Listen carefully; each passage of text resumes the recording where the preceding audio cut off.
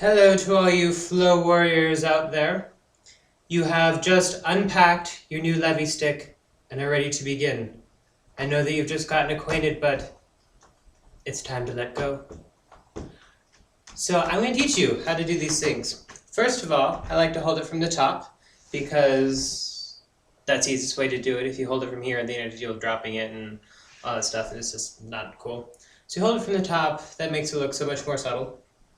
Holding it there, holding it low. If you hold it high the first time, it kind of gets a little wobbly, so your first few times it's easier to hold it low.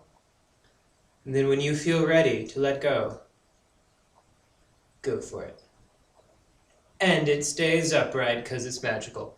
Alright, so first few things we're going to try here is we're going to move our hand around the levy stick. So it's going to look like this. And the faster you go, the easier it is. You don't want to go too fast, but you want to go kind of briskly. If you go slow, then it can get a little troubling. Because your main worry with a levy stick is yourself, is getting in the way of yourself, like that. If you can hit it with your string, then it'll just go over. So you're going to want to stay around it. So you're going to be moving your string around it. So I'll bring it up here so you can see my string and show you how you're going to move it. You're going to move it around your levy stick. See? And then your levy stick will follow. Now, if you don't have a levy stick with a finger swivel on it, then you're going to want to do the same amount of spins the other direction as you did the first direction, because it will knot up and you'll have to learn how to unravel it.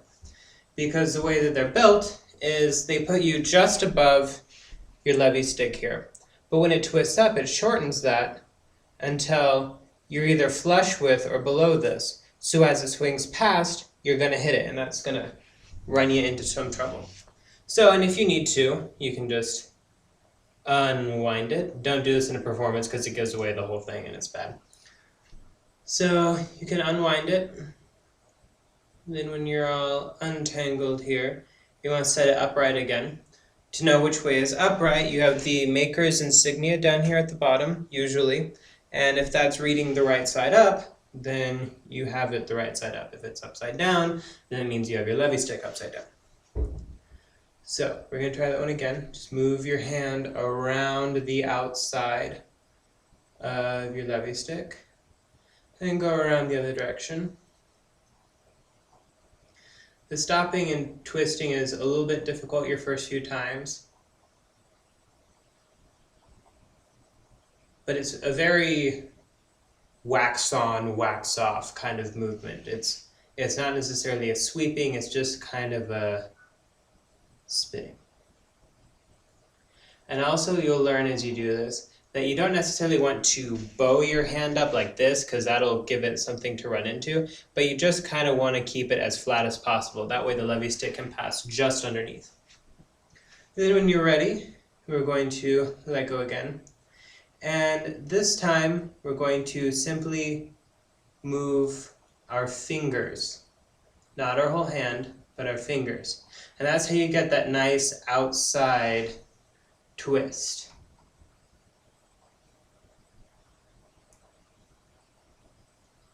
Like that.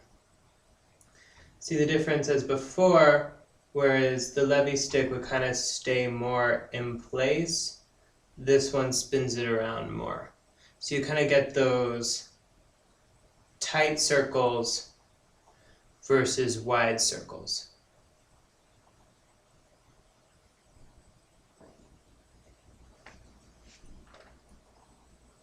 There you go. And then if you need to take a break and unswivel your cord a little bit, go ahead and do that. Set it upright again. And now we're going to set it in front of us. Let go, marvel at the magic that it stays upright. And we're going to move our hand to the right and then to the left. And you'll learn as you do this that the whole magic behind levy stick is staying out of your own way, like I said before. Because if you at all hit yourself like that, then it's going to go like this and no longer magical. So as you do this, just kind of be aware of where you are in relation to your levy stick. And I found that it helps if I keep the hand with the cord down, almost as if though my fingers are laying on my cord, because that way it's less of a chance for it to pop up and come across my fingers here, so that I just kind of keep it out of my way.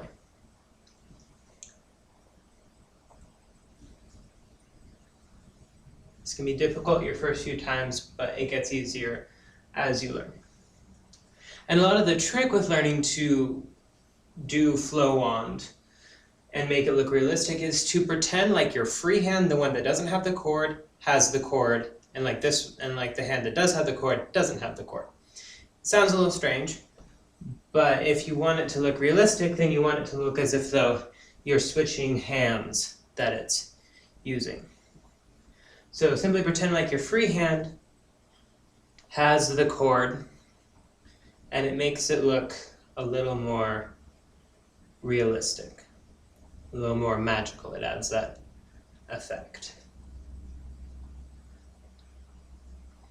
So play around here with what you've learned. If there's something that you're not quite getting, keep practicing, because it's really all about just getting in there and doing it. There are a few tricks to it, but most of the time it's just getting in there and doing it. And you'll learn where your body positioning needs to be, because most people's troubles are simply getting in their own way. So learn how to stay out of your own way, learn where you need to put your body, how fast you can move it at first, and then get faster or slower as you need to. So play around with what we've learned today, Flow Warriors, and I'll see you next time.